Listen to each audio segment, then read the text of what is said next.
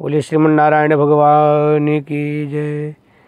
बच्चों का नामकरण कैसे करें, क्या सही विधि है और किन किन बातों का ध्यान रखना है आपको बच्चों के नामकरण करने से पहले, जानेंगे आप इस वीडियो के माध्यम से। आज आप बहुत ही दुर्लभ जानकारी, तो आप इस वीडियो में अंत तक बने रहें, जिससे आपको बहुत ही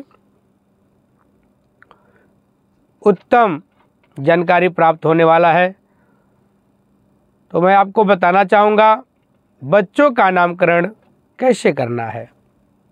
कभी भी बच्चों का नामकरण करें तो बहुत ही बारीकी से, बहुत ही ध्यानपूर्वक नामकरण करना है। सबसे पहले तो ध्यान रखना है बच्चे का जन्म किस तारीख में हुआ है, बच्चे का जन्म का समय क्या है।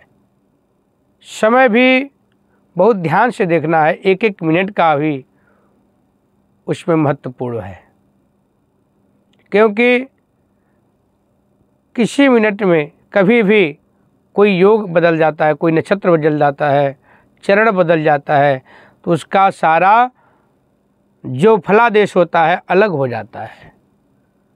तो इसीलिए मैं बार बार आपको कहना चाहूँगा, जब बच्चे का जन्म होता है तो उस समय का बिल्कुल सही समय नोट करें, और सही समय जब भी आप नाम रखें, कुंडली बनवाएं, तो सही समय ही बताएं,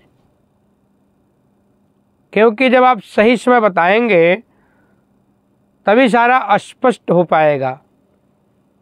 उस समय में कौन सा नक्षत्र है, कौन सा चरण है, कौन सा राशि है, कौन सा लग्न है, बच्चे का ग्रह गोचर कैसे है। तो ये सारी जो विधि है, ये सारा समय और डेट के ऊपर डिपेंड है। सब कुछ डेट और समय से ही देखा जाता है। जब भी किसी का जन्म होता है तो उस समय में देखा जाता है कौन सा नक्षत्र भोग कर रहा है और कब से वह नक्षत्र भोग कर रहा है, उस नक्षत्र का कौन सा चरण उस समय भोग कर रहा है, कौन सा चरण चल रहा है जिस समय बच्चे का जन्म हुआ है। तो जब हम नक्षत्र देखते हैं, उसका चरण देखते हैं, कौन से चरण चल रहा है उस समय जब बच्चे का जन्म हुआ है, तो उसी नक्षत्र और चरण में राशियां आती हैं आगे। उसी नक्षत्र और चरण से उस राशि का वहाँ पर विस्तार होता है, राशि देखा जाता है। हर नक्षत्र का अलग अलग राशियाँ हैं। नक्षत्र तो 27 है और एक अभिजित नक्षत्र है, वो प्रत्येक दिन आता है, तो उसको लेकर 28 नक्षत्र होते हैं। 28वां नक्षत्र जो है वो विशेष गिनती में नहीं आता है, विशेष में 27 नक्षत्र ही आते हैं। तो सभी नक्षत्रों का अलग अलग राशि है, जैसे 12 राशियां हैं, 9 ग्रह हैं, तो सबका अलग अलग महत्वपूर्ण फल है। सभी चरणों का अलग अलग महत्वपूर्ण फल होता है, सभी नक्षत्रों का अलग अलग फल है, सभी राशियों का अलग अलग फल है। इसीलिए मैं आपको बार बार यह कह रहा हूँ, आप समय का विशेष ध्यान दें। अगर 1 मिनट भी आगे पीछे हो जाता है तो उस बच्चे का जो फलादेश होता है, बच्चे की कुंडली जो कहती है, वो बिल्कुल अलग होगा। जब बच्चे का समय बिल्कुल सटीक रहेगा, सही रहेगा, तो जो कुंडली में बताया जाएगा वो बिल्कुल परफेक्ट उस बच्चे के ऊपर बिल्कुल फिट बैठेगा। अब मैं बताऊंगा किस प्रकार से बच्चे का नामकरण करें। जब भी किसी भी बच्चे का जन्म होता है तो उस समय देखा जाता है उस समय में कितने बज के कितने सेकंड पे, कितने मिनट पे बच्चे का जन्म हुआ है। उसी समय को हम बिल्कुल देखेंगे, उस समय में कौन सा नक्षत्र था, कौन सा चरण था, क्योंकि हर नक्षत्र का 4 चरण होता है। पहला चरण, दूसरा चरण, तीसरा चरण, चौथा चरण, 4 चरण हर नक्षत्र का होता है। चारों चरण का अलग अलग अक्षर होता है। तो पहले चरण का कोई और अक्षर है, दूसरे चरण का कुछ और अक्षर है, तीसरे चरण का कुछ और अक्षर है, चौथे चरण का कुछ और चरण है। तो हर चरण का अलग अलग अक्षर होता है। अगर पहले चरण में किसी बच्चे का जन्म होता है तो उसका नाम, मान लीजिए ऐसे मैं जनरली बता रहा हूँ, डी है, तो उस बच्चे का कुंडली का नाम डी अक्षर से रखा जाएगा।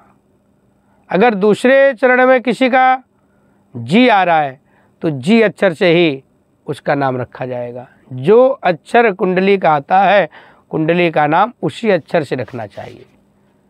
अब मैं बताना चाहूँगा, ये तो हो गया कुंडली का नाम अक्षर।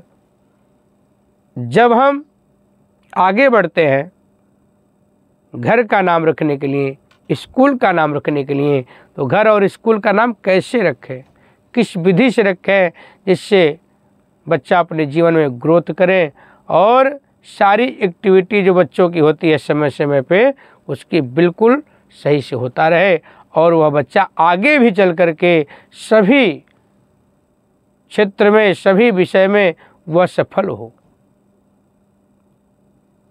तो जब हम स्कूल घर का नाम रखते हैं तो देखना चाहिए जो हमारे कुंडली है, लग्न कुंडली है और उस बच्चे का नक्षत्र है, चरण है, उसका कौन सा मित्र राशि है।